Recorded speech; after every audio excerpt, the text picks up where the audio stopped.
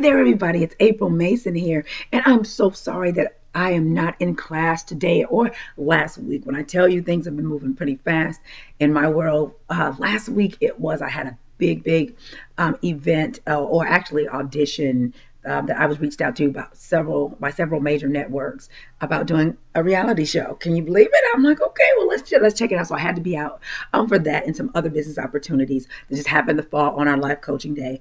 And this weekend I am in Atlanta.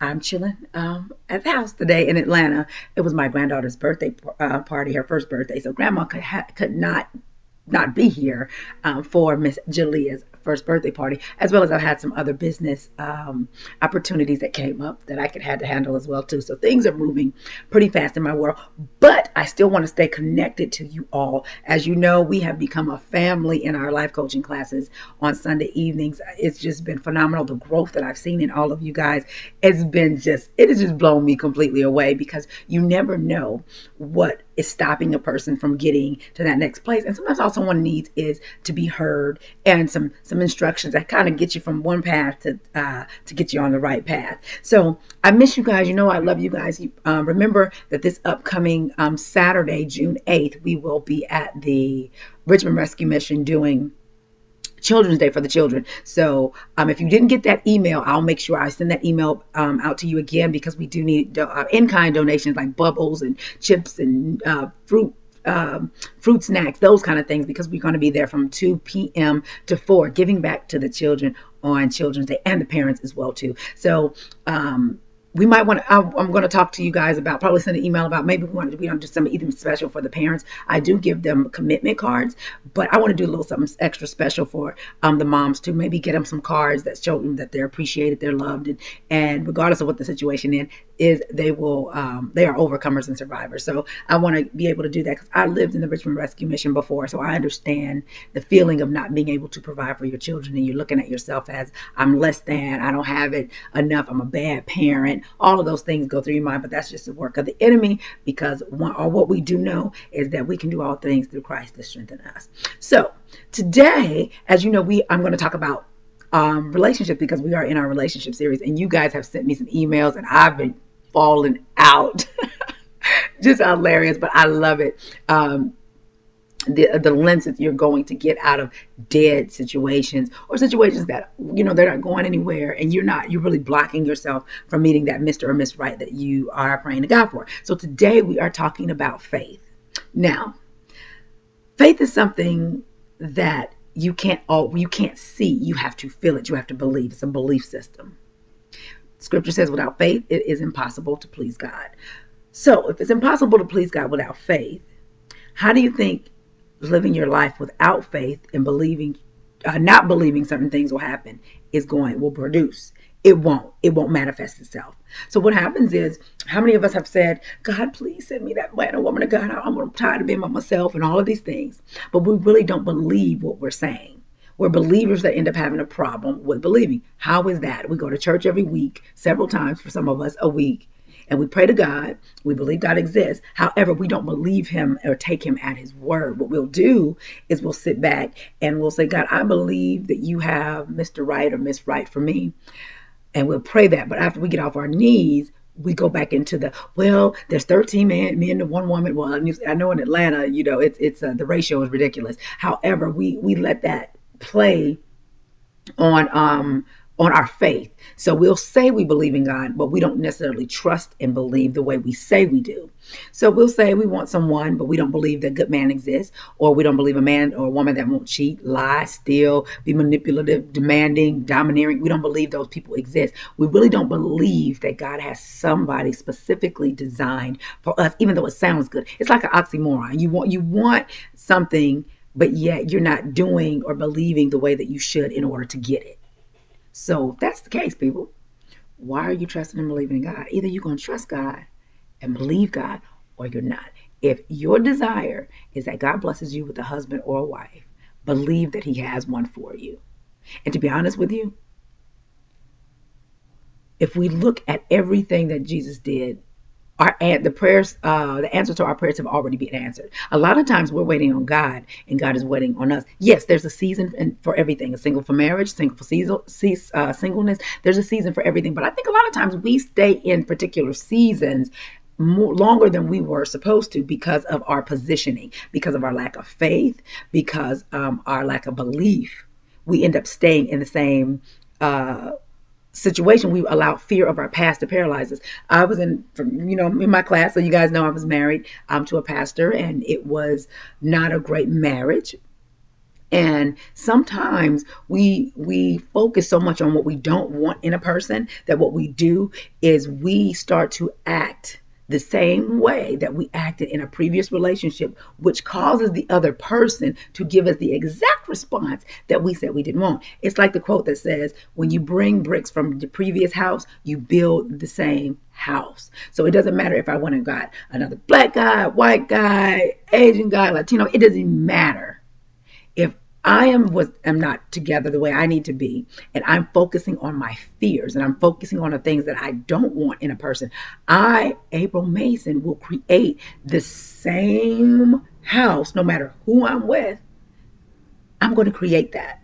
So we have to get to a place where we say, you know what, God, I'm going to trust you, and I'm going to trust you to heal me from the inside out, because we hold on to some things, and we don't want the same things to happen. And when I really sat down and looked at it and took the time to think about me and what the part that I played in my divorce, I realized that for number one, we should have never gotten married. Number two, prior to getting married, I focused so much on what I didn't want in a man that I drew exactly that to me. Isn't that something? How we can draw to us what we don't want. So it doesn't matter if it's relationships, business-wise. It doesn't matter if it's friendships. People, whatever it is that you fear the most is what you will draw to yourself in magnitudes. Think about it. If you are afraid of men that are womanizers, or men that abuse women, but you seem to always attract them, that's because your fear is outpowering your faith that God can bless you with somebody that is not like that. So we have to take a responsibility and not just look at the other party and say, he did this or she did that, and placing blame all the time. We can't do that. We have to look within ourselves and say, what part of me is broken? And that broken part of me, am I allowing that part to run and rule the decisions that I make? Of course, we all learn from our experiences. Everything that we do in life comes from an experience. However, it doesn't mean that certain experiences or even what we were taught, because most of us were taught to love and be in relationships through what we saw. But actually, that's not always correct. May have not been what we saw was not always correct. So there was a story about a young lady. Her and her husband would always get into it, and because she would cut off the butt of the ham. He's like, babe, why do you do that? Don't do that. And she's like, oh, no, my mama did it. And she going back and forth and the head rolling and, girl, all of that. Till one day, she asked her mom, why do you cut the butt off of the ham? And she said, because our oven was too big. So we had to cut it off. So they're arguing in their marriage about something that this young lady was taught. And she was going to let that break up her marriage over the butt of the ham. So we have to rethink how we deal with people, how we view things, because just because we were taught that or shown it. So sometimes I was dealing with a young man. We were talking, and we talked about how he wanted certain things from his woman, but he was like, I don't know, because that don't feel right. But because it didn't feel right doesn't mean it wasn't right. He just had not been exposed to that. And it was her needs. I said, just because she has this need from you doesn't make her miss wrong. It just makes you decide if she's worth it enough to you for you to develop that side, because you can be a great man that is a provider and all of those things, but if she doesn't feel first or protected in your life, that's going to kind of null and void everything else. Because as women, most of us, we will take emotional security over financial security. As long as we know you got our back. Stephen is this guy in our class, and I always mess with him. And Stephen, as women, we will always, for most of us, now there's some that's a little extra, but for the most part, we will always rise to the occasion and be the woman that you need for us to be, as long as we have that emotional security. Financial security is important too. However, the reason why you can see women walking down the street with a man pushing a buggy, because he gives her something that finances that she won't get from the finance part, but it's enough for her to stick with him and say, baby, we're gonna work this out. So that emotional security for a woman is so important. It will take her and to where she will ride or die. She'll be down for you like 4 flat tires. So we have to ask ourselves, is what this person asking of me wrong? Or is it something that I'm not used to because I've never had to rise to the occasion on it? So don't throw people away because they may say, I need you to protect me more. I need to feel protected by you. Well, I ain't never had a woman that needed to feel protected. I give enough and blah, blah, all of that. She don't want to hear that. Either you can or you can't. Doesn't make her wrong, because there's certain core needs that women have that every woman will have, no matter what woman you decide to get with, no matter where she's from, her background, it doesn't matter. There's certain core needs that are in a woman that we all just need, bottom line. So I said all that to say, before you throw someone away, or before you decide you go on a date and say, oh no, he ain't this or she's not that, all that, ask yourself, am I doing this because I'm not used to it? Not because it's wrong. And now anything somebody asks you to do is wrong, of course, you know what we're all adults, you know what to do. But if it's something that you've never developed, like the song says, Teach Me How to Love by Musiq Soulchild, and as well as Juanita Bynum has the book, Teach Me How to Love You. We all think we know what each person needs, but we don't have. We have to ask them, what is it that you specifically need? My ex, the one I dated before, that doesn't count. That's what their needs were. So we have to ask ourselves, what is you need? If the person, of course, we'll do that if the person is worth it to us to make those type of adjustments. So we have to go back. This goes back to the fear I was talking about earlier, because sometimes when things do not come natural for us, we have a tendency to reject it. And I was big on that. It was like, wait a minute, hold on, baby. That don't sound right, until I still continue to date. And it's like, these are basic needs of a man. Okay, I'm seeing the pattern now. So that means, April, who is of value enough for you to make those type of adjustments? Not because they were bad, but because a lot of us stem from, I didn't have a father around.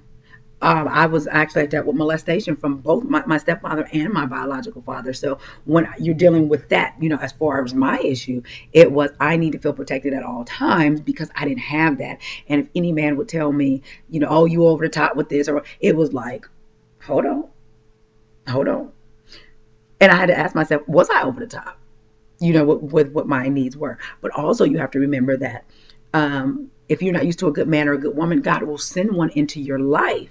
Even at a broken state, you don't always have to be 100. When people say you got to be whole in order for God to send you somebody, that's a lie. Don't believe that. Because if we had to be whole and had it all together, there will be no need for Jesus. And how does God help restore our faith? He normally, once we get in his word and we build our relationship with him, he normally does it through people. So if you're not used to a good man, and even you could be in not the best place in your life, and he sends someone along, that person will probably help you restore that faith back in the man. If you're not used to a good man, he's going to show you what a good man is. He's going to show you what a good woman is.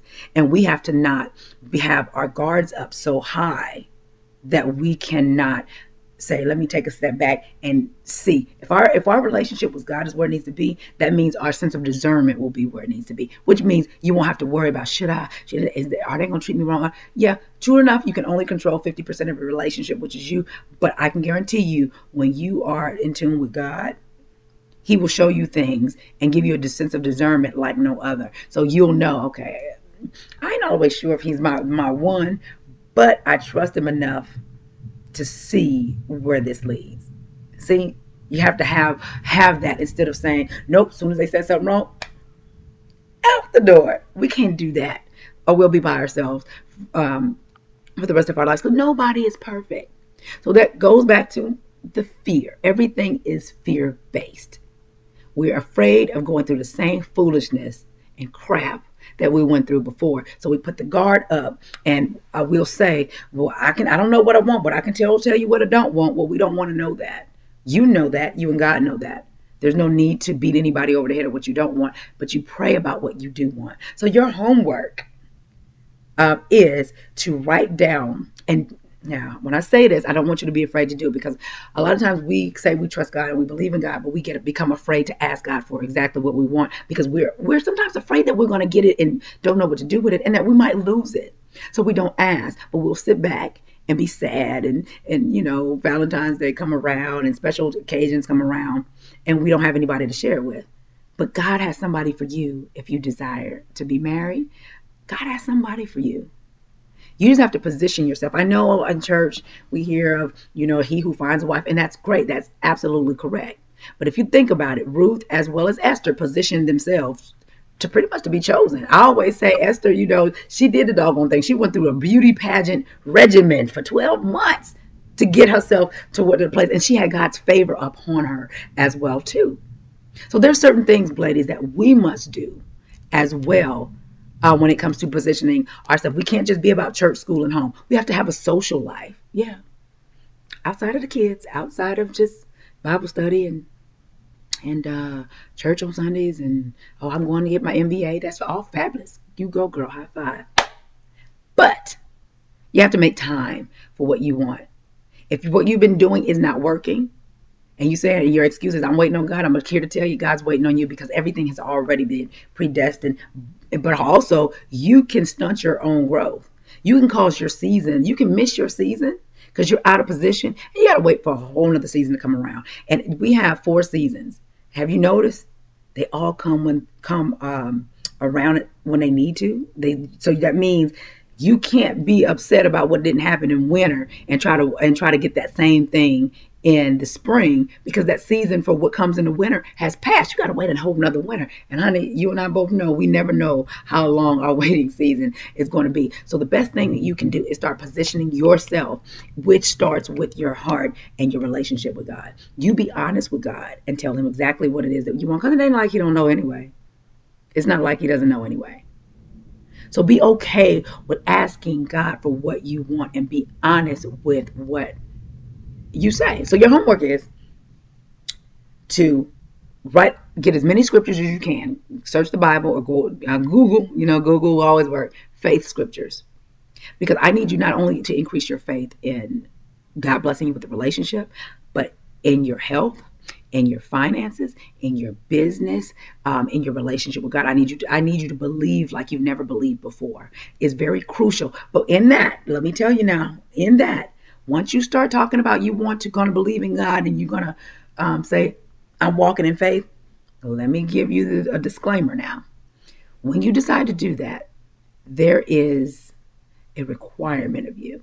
And I've had to learn it, and it wasn't always easy. But if you're going to ask God for some things, you have to be dedicated. You cannot have one foot in and one foot out with God.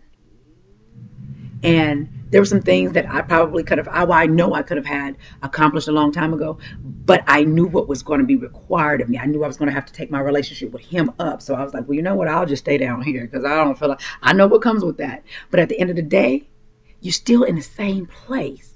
So you mean to tell me my relationship and not doing everything the way I know I needed to do it has been hindering me? But yet I'm still got my hand out, God, saying, God, could please help you, girl. I'm your baby girl, please. But yet he's still requiring, April, I need you to bring it up. I need you to get I need you to get your relationship with me right. I need you to get in your word more. I need you to be more prayerful. I need these things of you. I got this over here for you. I keep showing you glimpses. I keep showing it to you. But I have a requirement. So that means certain people in your life that's bringing you down, that's not helping you grow, you got to cut them off.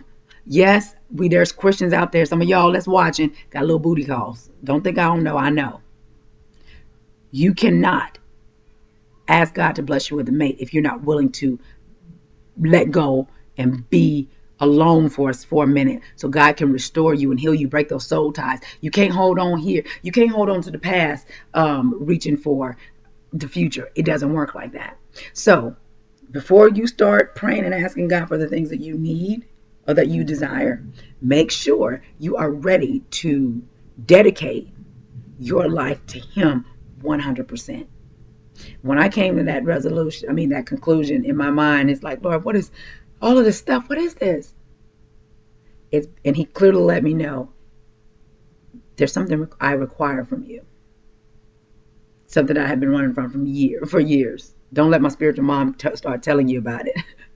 It's like it was total commitment is what's needed, because we are really fighting a really, really strong spiritual battle, and we can't cast out demons. We can't heal the sick. We can't help people get to where they need to be the way God instructed us to do if we are not where we need to be ourselves. So there's a level of dedication that is required from each and every one of us. So your homework is to get all the scriptures on faith and belief and start to learn them. Find one or two that really resonates with you and repeat it over and over again. Also, take a list and write down every single thing that you want God to do in your life, and don't be afraid to do it, because sometimes we be afraid to ask because we don't feel like we're worthy. We'll never be worthy. However, thank God for grace and mercy. Grace and mercy. Write it down. And I'm always telling you guys to post things up. Be okay with saying, yes, I want to be married. Be okay with saying, yes, I want to be successful. I want to be in a position to where I have enough money to where I can bless other people. I don't have to always be robbing Peter to pay Paul. Be okay with saying, yes, God, I want to be a bigger giver, a bigger sower. Bless me. The scripture says he gives seed to the sower. If you don't have enough seed, you might want to look at your sowing record. I'll have to talk to you guys about that. On sowing where you want to go. If you go to my website, aprilmason.com, and read the blog called I've Sown, Now Where's My Blessing? You got to understand the power of sowing. Money, your time, some of your resources. I give every week. I give freely. We teach our class every week. So you have to understand the power in sowing. You can sow your way out of some things. I don't know if you know that, but you can sow your way out of some. You just have to be discerning on the good ground, or the ground that you need to be sowing on to get the result that you want to get. For me, I sow where I want to go. I have people that come to me all the time saying, "What's your PayPal? You don't have a donate button on your website. I want to donate some money because I want to sow into you because I know you're good ground." You have to do the exact same thing. So ask God to have a level of faith to sow even more and beyond what you're normally used to sowing. Doesn't matter where. It matters where, but as long as it's good ground. You will have to be the judge of that. So write down everything that you want from God. God, I want better health, and I'm going to do my part. I'm going to eat right. I'm going to exercise more. Lord, I want you to bless me with a mate. I'm going to do my part. I'm going to trust you. I'm going to do it your way. And I'm going to get myself together during the process. I promise, God, that I will not reject who you bring to me just because I believe that I'm not ready. It's up to you. God's will is where it's at. So that's your homework. Have it all written down. Whether it's relationship, business, it doesn't matter. Be okay with being a believer that actually believes. If you believe in God for healing, it doesn't have to be next month or next year. Believe with the expectation of receiving. Okay? Everything in life. Make solid decisions. Solid decisions get solid results. You can't sow randomness and expect not to get randomness. It doesn't work like that. We have to be very specific and make solid decisions. Love you guys. I will see you in class this upcoming week. I don't have anything pressing that will take me away this month, or maybe it's a possibility for my birthday weekend. But other than that, the whole rest of the summer looks like I will be in town. So you guys know we have a lot of events that we have planned. The June 22nd event, I'm an Asset Women's Empowerment seminar. I'm doing absolutely free in the city of Oakland, and we sold out in 2 days, 100 women, and we have a waiting list of about 50 right now. So we are on the move right here in the Bay Area. I have to tell you guys a story about how I've had to trust God in this as well, because I said, Lord, I don't like this place, and this is not where I want to be. But sometimes God will bring you back to the very place that he wants you to be a blessing to the people there. And regardless of what you say, it's not about you. So that's a whole nother video that we'll talk about in class. So I love you guys. Have a wonderful, wonderful week. I will be checking on you this week and to see exactly where you are. I need some reports. I need to know what's going on. And I can't wait to see you back in class. Talk to you soon. Bye-bye.